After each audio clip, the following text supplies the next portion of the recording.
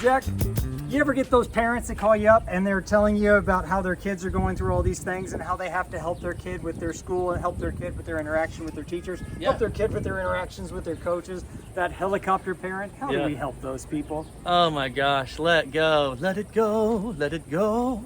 Seriously, sometimes I understand. I have 3 kids and I get it. We want the best for our kids. We want to help our kids. We don't want to see our kids struggle or fail or go through hard times. But how are they ever going to learn if they don't fail, Kevin? Yeah, it's hard to go from that standpoint when they're little and they want you to hold on to them and be right there with them the whole time. And then as they grow, they need freedom, they need autonomy, they need to test their own boundaries, their own limits, and that kind of stuff. You can hug them real close, but at a certain point, that's a restraining hold.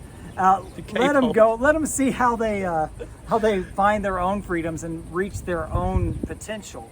Being a helicopter parent feels like you've got control, but at a certain point, kids are just going to try to get as far away from you as possible. And since that's not the goal, look for those places where you might be over-investing. Yeah, and we're trying to prepare our children to become successful adults. And when they go out in the real world, they're not going to have that person holding their hand. They're not going to have that person always telling them what to do and what they should do.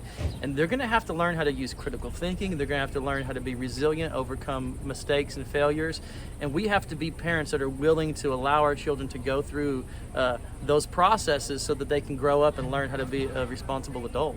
I mean, they may have someone holding their hand, but at a certain age, it's inappropriate for them to be their mommy. It's okay. And the fact that if you are a helicopter parent, that means that you love your child. That means that you care about your child.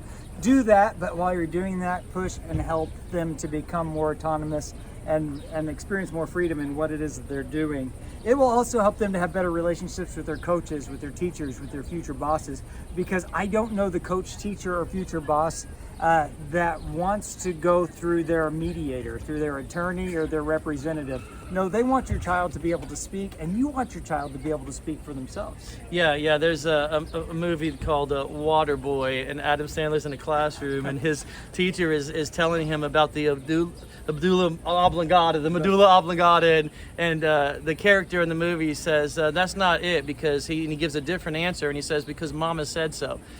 We can't be these kind of parents. We have to allow our kids to learn, and they can't always come to us whenever things are going wrong, because how is that going to help them learn? How is that going to help them be able to respect other types of authority like teachers and coaches and bosses? They're not always going to be able to come to us. Like Kevin said, we're not always going to be able to be the middleman or the mediator in our children's lives. So as they get older and become at an age where they have to start learning through those teenage years, we have to let go a little bit and let them learn from their own. It's hard to let go, and if you need a little help doing that, finding those places where you can let go in a way that you know that they'll be safe and yet you're still a resource, you're still available to them. That's what we do. We want to help parents to be the best parents that they can be so that they can raise the best kids they can be. If you'd like some help with that, give us a call.